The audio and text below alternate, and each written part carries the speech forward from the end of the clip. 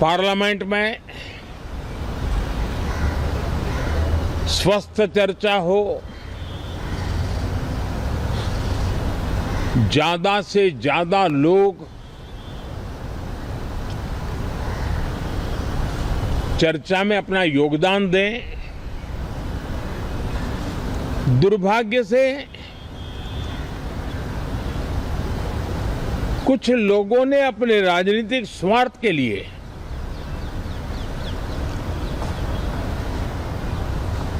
जिनको जनता ने अस्वीकार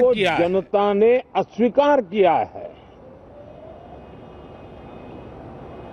वे संसद को भी मुट्ठी भर लोगों के हुड़दंगबाजी से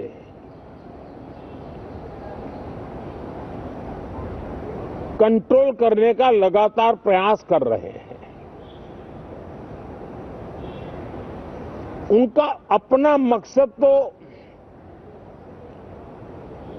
संसद की गतिविधि को रोकने से ज्यादा सफल नहीं होता है और देश की जनता उनके सारे व्यवहारों को काउंट करती है और जब समय आता है तो सजा भी देती है। लेकिन सबसे ज्यादा पीड़ा की बात यह है कि जो नए सांसद होते हैं, नए विचार, नई ऊर्जा लेकर के आते हैं और ये किसी एक दल में नहीं, सभी दल में आते हैं। उनके अधिकारों को कुछ लोग दबोच देते हैं। सदन में बोलने का उनको अवसर तक नहीं मिलता है। लोकतांत्रिक परंपरा में हर पीढ़ी का काम है आने वाली पीढ़ियों को तैयार करे, लेकिन 80-80, 90-90 बार जनता ने जिनको लगातार नकार दिया है, वे न संसद में चर्चा होने देते हैं, न लोकतंत्र की भावना का सम्मान करते हैं, न ही वह लोगों की आकांक्षाओं का कोई महत्व समझते हैं, उनका उसके प्रति कोई दायित्व है वो कोई समझ पाते हैं। और उसका परिणाम है वो जनता की उम्मीदों पर कभी भी खरे नहीं उतरते हैं और परिणाम स्वरूप जनता को बार बार उनको रिजेक्ट करना पड़ रहा है। साथियों, ये सदन लोकतंत्र की 2024 के पार्लियामेंट के चुनाव के बाद देश की जनता को अपने अपने राज्यों में कुछ स्थानों पर अपनी भावना, अपने विचार, अपनी अपेक्षाएं प्रकट करने का अवसर मिला है। उसमें भी 2024 के लोकसभा के चुनाव के नतीजों को और अधिक ताकत दी गई है राज्यों के द्वारा और अधिक बल प्रदान किया गया है और अधिक समर्थन का व्याप बढ़ा है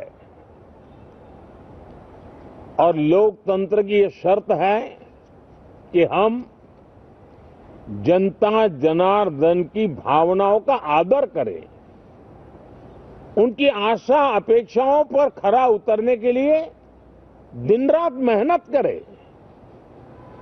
मैं बार बार खास करके विपक्ष के साथियों से आग्रह करता रहा हूं और कुछ विपक्ष बहुत जिम्मेदारी से व्यवहार करते भी हैं। उनकी भी इच्छा रहती है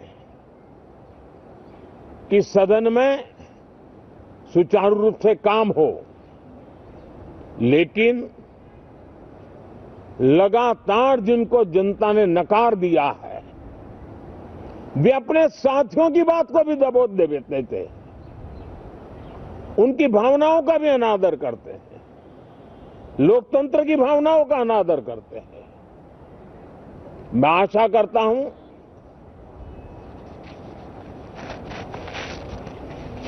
कि हमारे नए साथियों को अवसर मिले। सभी दल में नए साथी हैं, उनके पास नए विचार है, भारत को आगे ले जाने के लिए नई नई कल्पनाएं हैं। और आज विश्व भारत की तरफ बहुत आशा भरी नजर से देख रहा है। तब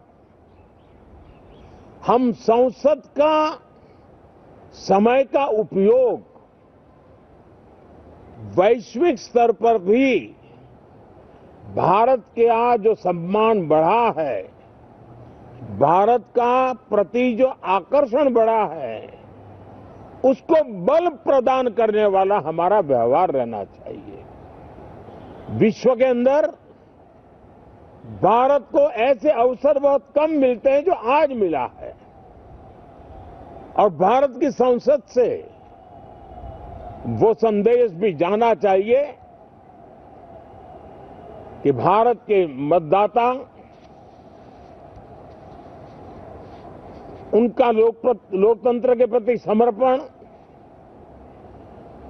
उनका संविधान के प्रति समर्पण, उनका संसदीय कार्य पद्धति पर विश्वास, संसद में बैठे हुए हम सबको जनता जनार्दन की इन भावनाओं पर खरा उतरना ही पड़ेगा। और समय की मांग है, हम अब तक जितना समय गंवा चुके हैं उसका थोड़ा पश्चाताप करें और उसका परिमार्जन करने का उपाय यही है कि हम बहुत ही तंदुरुस्त तरीके से हर विषय के अनेक पहलुओं को संसद भवन में हम उजागर करें। आने वाली पीढ़ियां भी पढ़ेगी उसको, उसमें से प्रेरणा लेगी।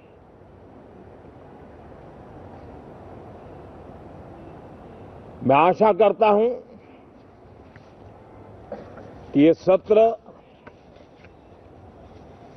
बहुत ही परिणामकारी हो, संविधान के 75वें वर्ष की शान को बढ़ाने वाला हो, भारत की वैश्विक गरिमा को बल देने वाला हो, नए सांसदों को अवसर देने वाला हो, नए विचारों का स्वागत करने वाला हो। इसी भावना के साथ मैं फिर एक बार सभी माननीय सांसदों को उमंग और उत्साह के साथ इस सत्र को आगे बढ़ाने के लिए निमंत्रित करता हूं, स्वागत करता हूं। आप सब साथियों का भी बहुत बहुत धन्यवाद। नमस्कार।